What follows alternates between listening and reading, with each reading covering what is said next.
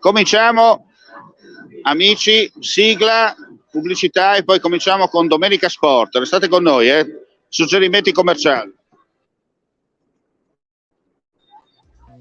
Ehi, dico a te, mai sentito parlare di web audiovisione? Informazione libera senza bavaglio, trasmissioni su misura, linguaggio potabile, on air a chilometro zero, video promozionali su richiesta, metaverso e gestionali a portata di mano e tanto altro ancora? La risposta si chiama Friuli TV, il pianeta online che viaggia regolare nell'orbita del web in perfetto orario. Friuli TV, un nome, una garanzia per quello che vuoi tu.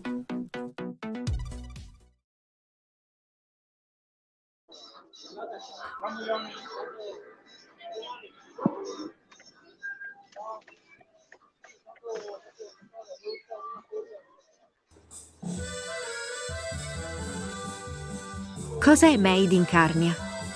È un portale informativo e una piattaforma e-shop di proprietà del gruppo Friuli TV.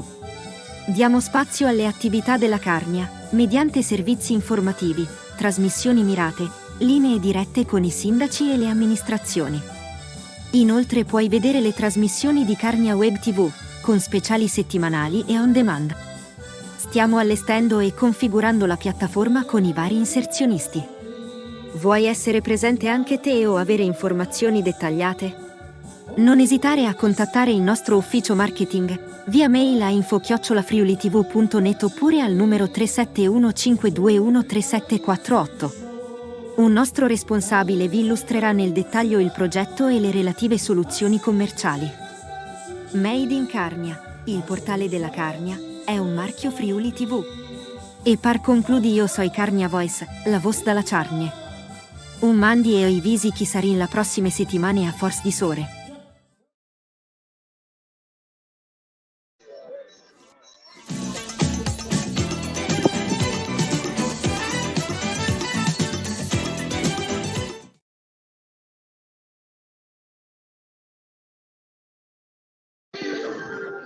Gentili amici e amiche alla visione all'ascolto, buon pomeriggio, siete collegati in diretta con, per quanto mi riguarda, Omar Costantini, che vi dà il cordiale buon pomeriggio.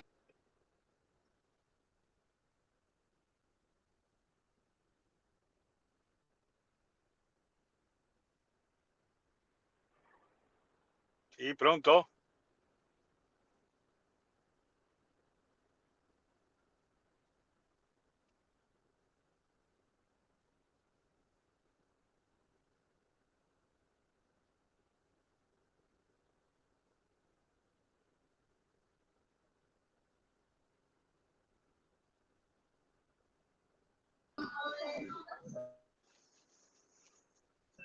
Ecco, torniamo in diretta, gentili amici e amiche alla visione all'ascolto, ci scusiamo ma ogni tanto l'applicazione ultimamente ci fa un po' i dispetti, come si dice in questi casi.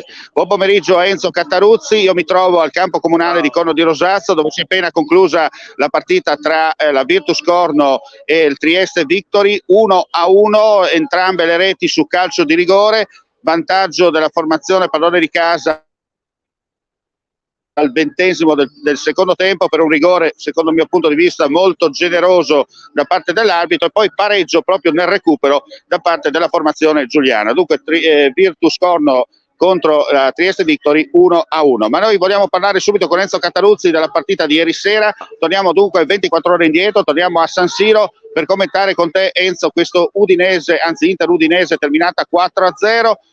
E quello che è emerso è che abbiamo visto un Inter che chiaramente è un rullo compressore, che ha dominato in lungo e largo nei 90 minuti, una squadra che veramente ha il coltello fra i denti e ha fame di successi. Dall'altra parte però abbiamo visto un Udinese molto timorosa in balia dell'avversario, almeno quello che ho visto io. E così mi confermi anche tu lo stesso mio giudizio? Sì, diciamo che i primi 15 minuti hanno fatto vedere quello che sarebbe successo durante la partita, nonostante le 2 occasioni da gol che naturalmente l'Udinese non ha concretizzato come spesso accade. Abbiamo visto un Inter che vuol vincere il campionato, che probabilmente vincerà il campionato, che farà una bellissima Coppa dei Campioni, quindi una squadra tonica, in forma e veramente alla grande. Un Udinese molto dimessa, in confusione di gioco, con una difesa piuttosto ballerina, insomma un po' imbarazzante, ecco, in sostanza. Bisogna vedere se Cioffi ha finito la pozione magica che aveva portato ai primi tempi, o se è successo qualcosa nel spogliatoio. Abbiamo visto perfino Pereira che tirava il piede indietro, abbiamo visto i contrasti che non erano contrasti, abbiamo visto delle ripartenze piuttosto fortunose, magari abbiamo visto anche 2 o 3 occasioni veramente importanti che però non sono state concretizzate. Poi naturalmente il portiere è un punto di domanda, perché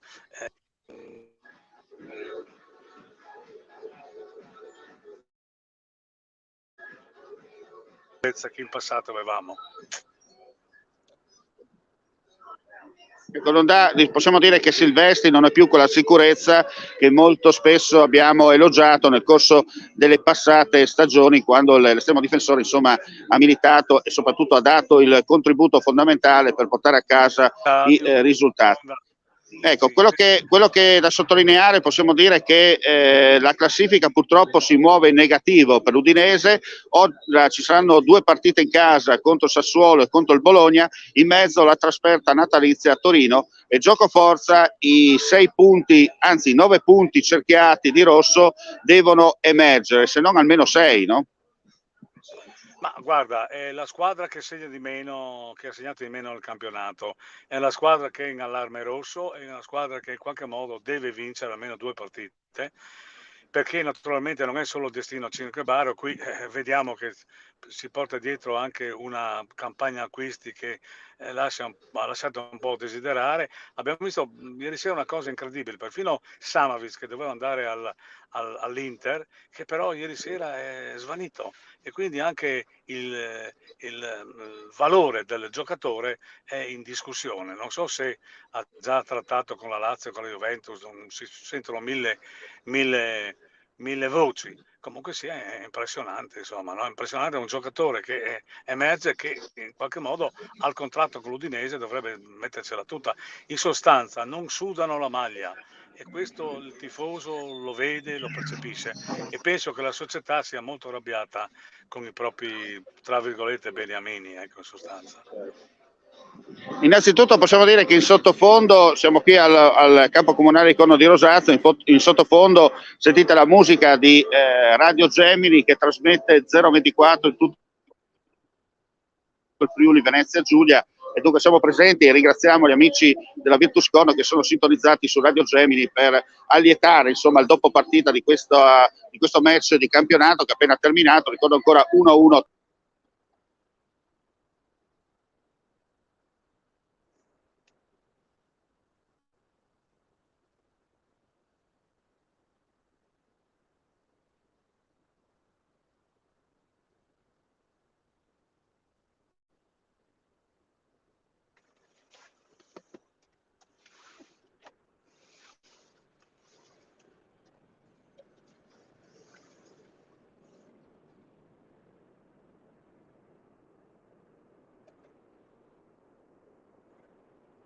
Ecco, io mi auguro che Enzo, mentre io ero andato in nero, mi abbia, diciamo così, sostituito nel corso di questi 20 secondi in blackout, non a noi dovuti, però abbiamo negli ultimi giorni problemi con le applicazioni, siamo anche vicini al confine e dunque ogni tanto la Slovenia purtroppo entra nei segnali sia della team sia di Poste Mobile e interrompe, come si dice, i collegamenti. Dicevo, ci auguriamo che adesso Enzo qualcosa si muova, perché gioco forza, non dobbiamo soltanto sperare nei miracoli, ma dobbiamo muovere la classifica, no?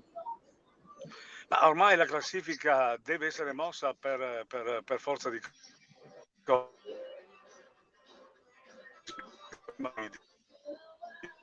In uno stadio dove parlare con alcune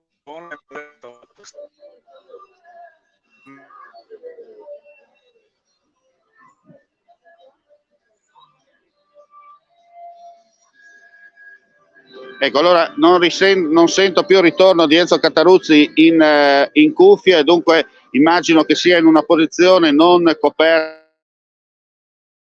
dal segnale del telefono cellulare, dunque riprendo io qui da Corno di Rosazzo. Dicevamo, insomma, oggi bisogna gioco forza guardare la classifica, dietro e davanti si muovono. L'Udinese giocherà domenica pomeriggio contro il Sassuolo, poi trasferta a Torino contro la formazione Granata e poi, come si dice in questi casi, l'ultimo dell'anno ci sarà la sfida il 30 dicembre alle 15 allo Stadio Friuli contro il Bologna. In attesa di ristabilire anche il collegamento audio e video con Enzo Cataruzzi, dicevamo insomma un Udinese che è uscita con le ossa rotte da San Siro. Si può anche perdere, per amor di Dio, contro un Inter che fino adesso sta meritatamente conducendo la testa della classifica della Serie A, una squadra, quella nerazzurra, che ha di certo tutti gli obiettivi a sua portata di mano, sia per quanto riguarda i successi in terra italica, per quanto riguarda anche quelli in terra europea. Ha le carte in regola, insomma, per fare calare il pokerissimo, non solo dopo la partita di ieri sera, ma lo ha dimostrato insomma fino adesso per quanto riguarda il prosieguo anche nella Champions League. Dicevamo dell'Udinese, un Udinese che gioco forza è uscita con le ossa rotte dallo stadio di San Siro, ma il 4-0 insomma rispecchia anche la situazione per quanto riguarda un po' il concetto della mentalità della squadra di Cioffi, che se nelle prime 3 partite della guida del nuovo tecnico ha impressionato la voglia, il sudore della maglia, purtroppo nelle ultime 3 ha lasciato molto a desiderare sotto tutti i punti di vista, soprattutto con la partita contro l'Hellas Verona, conduceva per 2-0, rischiata, riacciuffata in un certo senso col 3-2 e poi il clamoroso KO, anzi la clamorosa frittata difensiva proprio a pochi secondi dal triplice fischio finale. Allora Enzo, ti lascio a te per concludere il telegramma finale di questa diretta e poi direi che possiamo chiudere qui Domenica Sport.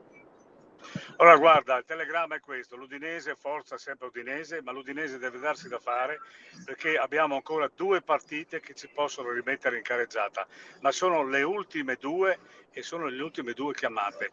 Ora, o la maglia viene bagnata, come si dice, o altrimenti rischiamo di salvarci all'ultima giornata. Ecco, questo non deve essere possibile perché i tifosi reclamano un'Udinese combattiva, reclamano un'Udinese vogliosa di dare ai propri tifosi che hanno perseverato nel tifo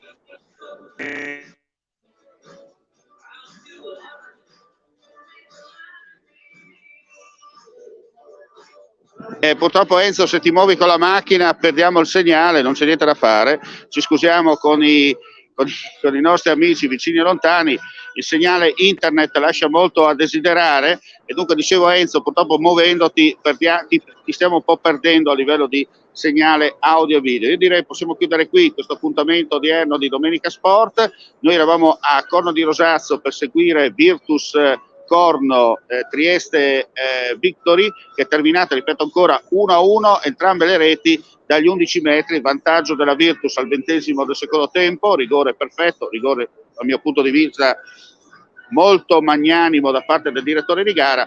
La formazione triestina è riuscita a riacciuffare la partita in pieno recupero, realizzando sempre dagli 11 metri il gol del pareggio. Gentili signore e signori, non resta che augurare a tutti voi il più cordiale buon pomeriggio e vi diamo appuntamento in settimana con le nostre dirette streaming su Friuli TV e su Friuli Play TV. Mandi e alla prossima. Mandi.